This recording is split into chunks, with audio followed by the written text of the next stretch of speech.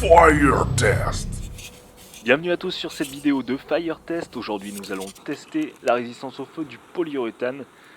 Donc ici vous voyez l'exposition à la lampe à souder, plusieurs centaines de degrés face à ce polyuréthane. Donc il y a un écran par vapeur en aluminium qui ici se rétracte en premier. On va bientôt changer d'angle pour voir ça de face.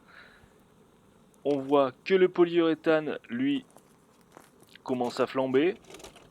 En tout cas il y a la matière qui change d'état, qui se craquelle, un noircissement de la surface, ça brûle sans vraiment brûler, l'aluminium finit par se détacher, et le polyuréthane continue à noircir. On peut voir des craquellements sur la surface. La réaction n'est pas rapide.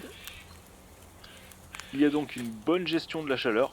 Ici on a arrêté quelques minutes pour voir la surface du matériau. On va recommencer pour le soumettre un petit peu plus rapidement à la chaleur et de manière un petit peu plus extrême.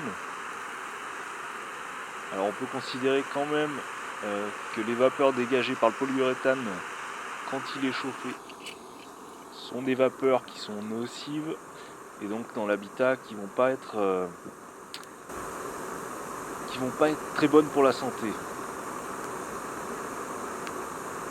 En deçà, on peut voir que le matériau se met encore à gonfler, ce qui est plutôt étonnant, parce que j'aurais pensé plutôt que le polyuréthane allait vraiment brûler comme du plastique très rapidement, et puis faire des vapeurs et des fumées extrêmes.